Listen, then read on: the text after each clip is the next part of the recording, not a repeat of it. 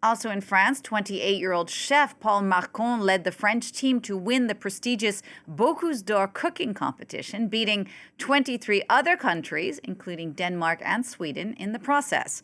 The contest got underway over the weekend near the southern French city of Lyon. Charlotte Hughes has more now about the prestigious award and its second-generation French winner. Scenes of celebration as France's Paul Marcon was declared the winner of the Bocusedor cooking contest. His success in the competition, often referred to as the Culinary Olympics, comes 30 years after his father won the prestigious award. For the 28-year-old, it marks the culmination of months of hard work and preparation. I feel a lot of pride, and that I've accomplished something. It's a childhood dream. It's a source of pride to take France to the top again. There are always ups and downs, and it was tough at one point. We were able to pick ourselves up, keep going, catch up, send in on time, and now it's paying off. 24 countries, including Denmark and Sweden, took part in the final of the contest, which kicked off over the weekend near Lyon. Participants had to prepare several dishes, including one featuring celery, lean meats, and lobster. Marcon's pie with braised venison, shoulder and red wine was a hit with the judges and organisers. It was clean, it was crisp. There's nothing else to say except bravo. Congratulations to the French team and their commitment. It marks the 9th time France has come out on top in the competition, founded in 1987 by renowned Lyon-based chef Paul Bocuse, who died in 2018. The previous edition, 2 years ago, was won by Denmark.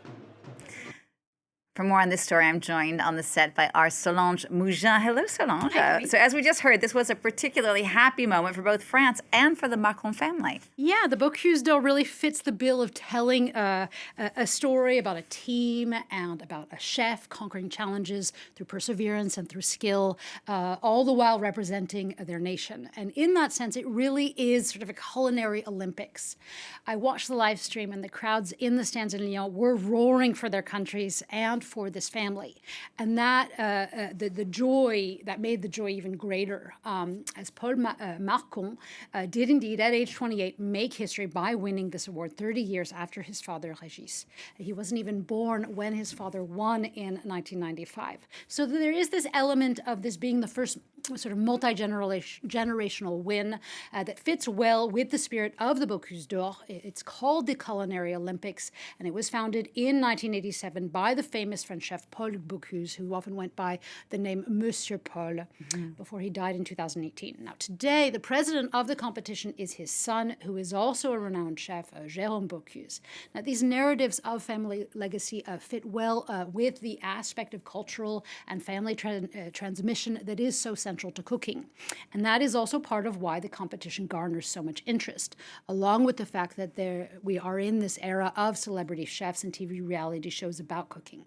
As for the Bocusedor, it doesn't just pit 24 chefs and their teams against one another, but it also pits nations against one another. So it is, for many spectators at least, a competition where you can say, if you win it, that, say, France is the golden medal of gastronomy. And from there, you can boast potentially that France has the best cuisine in the world. But I guess that really is the big question. I mean, does France still have the best cuisine in the world? Well, it really depends on the competition and how you qualify such things. Is the best food about haute gastronomy like the Bocusedor, or is it mom's food, or is it street food, or the number of Michelin stars? There are so many parameters when it comes to a nation's food heritage. But if we focus just on the competition, the Bocusedor is the largest and most famous one. And the competition, it's a biannual event. It is fierce. It's not just among the 24 selected nations, but also in regard to their dishes. The French team said that they were working on theirs for 2 years, practicing their movements, their skills, to ensure that they put out the best dishes in record time.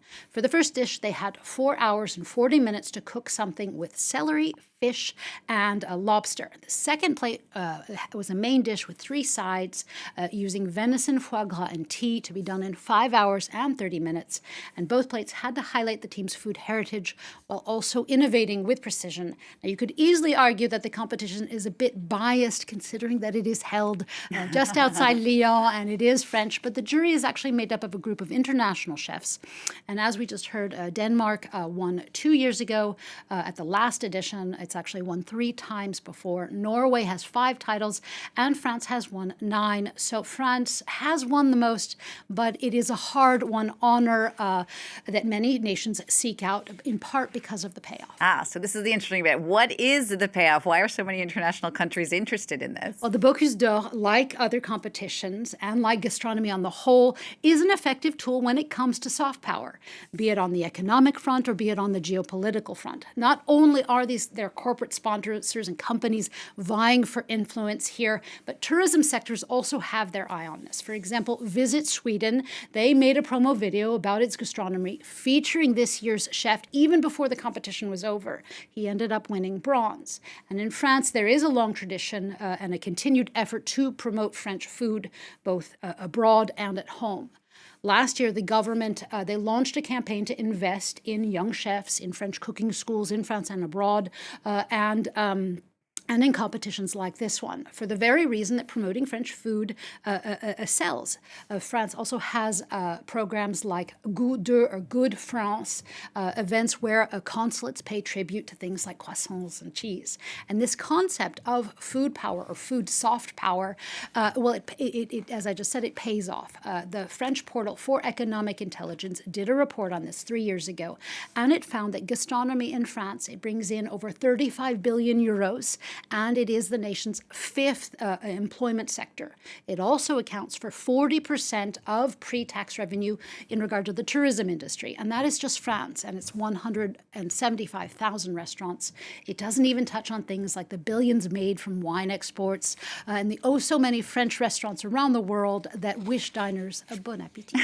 It certainly is big business and delicious business, too. Thank you so much for that, Solange Mougin, with that look at French cuisine. I always love talking about that on this show. All right, next now it's